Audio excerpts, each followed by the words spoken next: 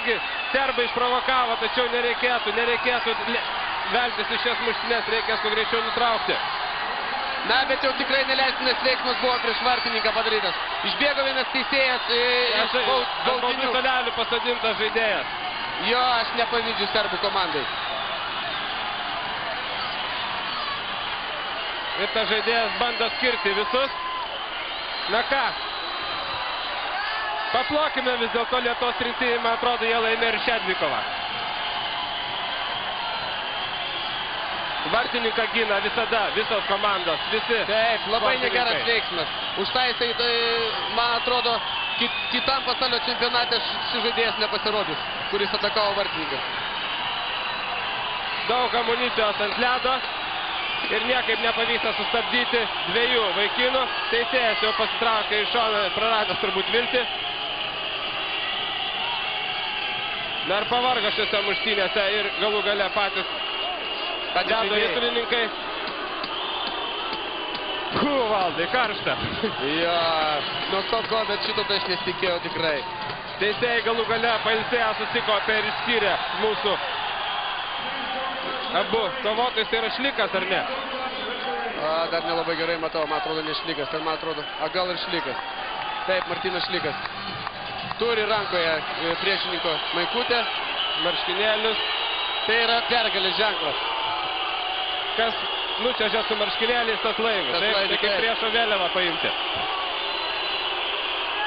Dar kartą žiūrim pradžią šių muštynių, kai buvo atakuotas vartininkas ir nieko nelaukdamas Mūsiškis atakavo varžovą už tokius dalykus.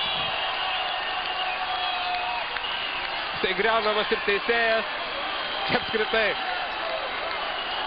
primena gerą senovinį vesterną. Taip. Čia jau daugiau negu ledo ritulis Vytarai. Šlikas kruvinas, tačiau laimėjęs dvikovą prieš serbą, atėmęs iš jo marškinėlius, šalinamas be jokios abejonės visam likusiam rungtynių laikui.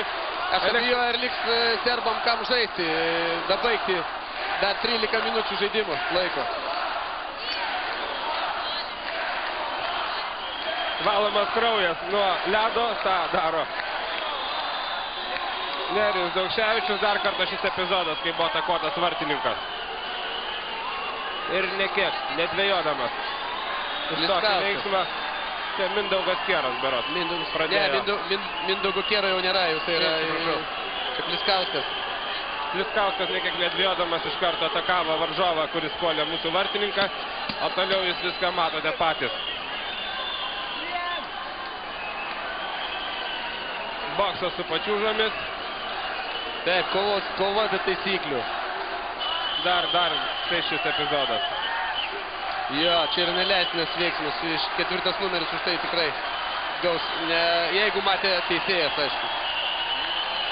Na ir štai likęs jaunuolis be marškinėlių. Sunkios varžybos pagrindiniam teisėjai. Teisėjai dabar tenka prisiminti turbūt visos, kiek jis klasių baigęs aritmetikos pamokas, kad suskaičiuoti visas baudos minutės, kurios bus skiriamos žaidėjams. Tai yra už borto dar yra teisėjų, apie 10 teisėjų, kurie stebėjo ir galės ten patarti. Na, štai pagrindinė dvikova, tarkim taip. Čia yra Švedavičius, Artūras. Iš peties.